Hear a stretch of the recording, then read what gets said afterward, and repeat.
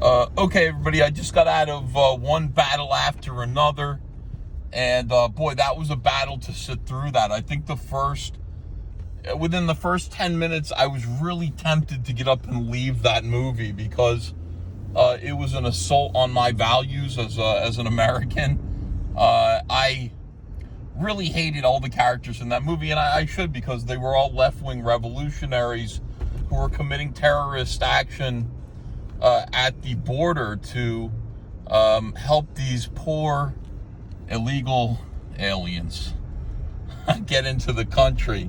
In order to do that, they had to apparently, kill people, blow up buildings, employ all kinds of savage terrorist acts. Leo DiCaprio and his black female partner, who they have a kind of love affair.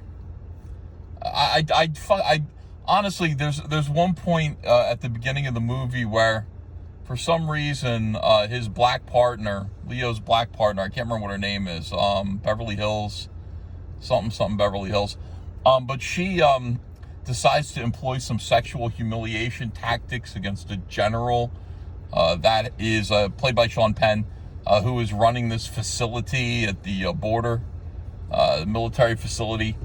And he becomes entranced with her because, of course, it's like this guy's a white supremacist, but secretly he wants that dark meat. I mean, that's what it is. He wants some of that brown sugar. So she ends up sodomizing him with his own gun in his hotel room, and he enjoys that very much. Apparently, that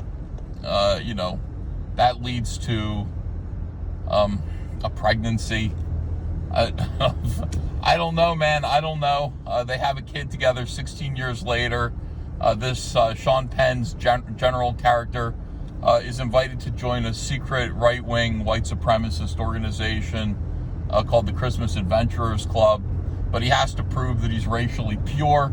They ask him if he's ever engaged in any racial miscegenation, and he says no, which means he has to go clean up any evidence that he ever was with this black terrorist. And he also believes that the child is his. Could be Leo DiCaprio thinks it's his. General thinks it's his. That's part of the whole movie. Hey, guess what? The movie was woke, guys. It was legitimately woke. Here's a movie that's actually woke. The unfortunate thing is that it's P.T. Anderson, who was a great filmmaker and a great storyteller. So I sat through the whole thing, and I just kind of said, I think after 10 minutes of watching these repulsive left-wing pieces of shit attack America's border, because they know better, I guess, allowing, open borders. Wow, how heroic.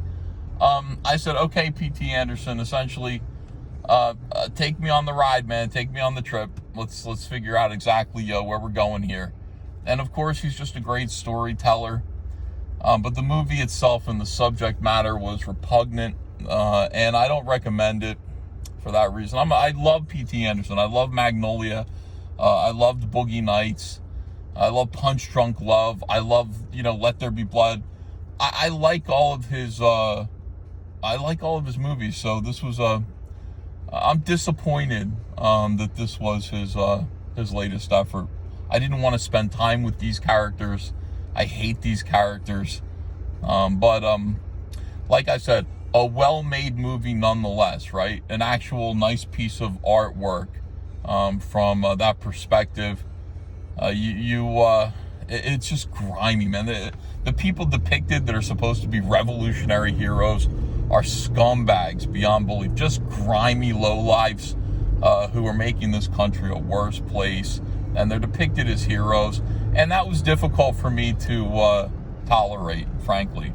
Nevertheless, the movie's going to get a lot of praise because, once again, P.T. Anderson knows how to tell a story. He knows how to make films, and really, that's what matters, right? I mean, when it comes to making art, the themes of the story that he's telling don't interfere with his ability to tell a good story. So, conflicted and disgusted and angry, and yeah, I don't know, man. I hope P.T. Anderson chooses to make a better movie about something more interesting to me next time. But until then, I'd say avoid this one unless you can stomach seeing a fat Leo DiCaprio having his face slobbered on by a kind of unattractive black woman.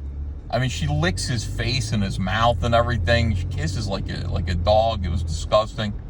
And Sean Penn being sodomized with his own gun.